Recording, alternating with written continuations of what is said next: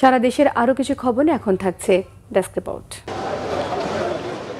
প্রধানমন্ত্রী তারেক রহমানের নেতৃত্বে দেশে আজ গণতন্ত্র প্রতিষ্ঠিত হচ্ছে মন্তব্য করেছেন ঢাকা ২ আসনের সংসদ সদস্য আমানুল্লাহ আমান।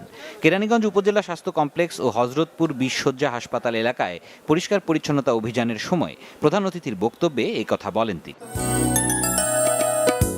নাগরিকদের ভোগান্তি কমাতে বাগেরহাট শহরের নাগেরবাজার এলাকায় পরিষ্কার পরিচ্ছন্নতা কার্যক্রম উদ্বোধন করেছেন বাগেরহাট ২ আসনের সংসদ সদস্য শেখ মঞ্জুরুল হক রাহাত। বর্ষার আগে দীর্ঘদিনের ময়লা আবর্জনা অপসারণের উদ্যোগকে স্বাগত জানিয়েছেন পৌর বাসিন্দারাও। বগুড়ায় জাতীয় বিশ্ববিদ্যালয়ের আঞ্চলিক কেন্দ্র স্থাপন হবে বলে জানিয়েছেন স্থানীয় সরকার, পল্লী উন্নয়ন ও সমবায় প্রতিমন্ত্রী মীর শাহে আলম। মহাস্থানগড়ে জাতীয় বিশ্ববিদ্যালয়ের আঞ্চলিক কেন্দ্র স্থাপনের উদ্যোগ নেওয়া হয়েছে বলেও জানান তিনি।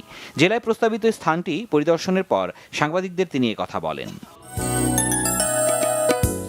সিলেটে অনুষ্ঠিত হয়েছে রোটারি ক্লাবের আঞ্চলিক ঈদ পুনর্মিলনী। রোটারিয়ান সৈয়দ ফরহাদুর রবের সভাপতিত্ব ও অ্যাডভোকেট আবু সালেহ চৌধুরীর পরিচালনায় অনুষ্ঠান শুরু হয়।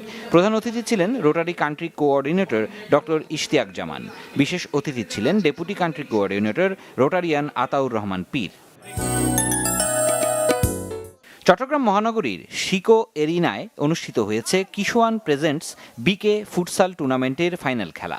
টুর্নামেন্টে ঢাকা ও চট্টগ্রামের ১৬টি দল অংশ নেয়। প্রতিদ্বন্দ্বিতাপূর্ণ ম্যাচ শেষে ঢাকার ফকির ফ্যাশন চ্যাম্পিয়ন হয়।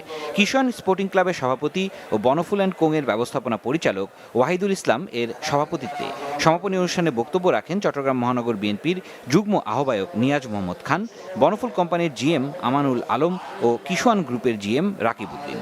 খেলা শেষে বিজয়ী ও রানার্স আপ দলের মধ্যে ট্রফি ও পুরস্কার বিতরণ করা হয়। সিরাজুম মনির শুভ, বাংলা ভিশন, নিউজ ডেস্ক।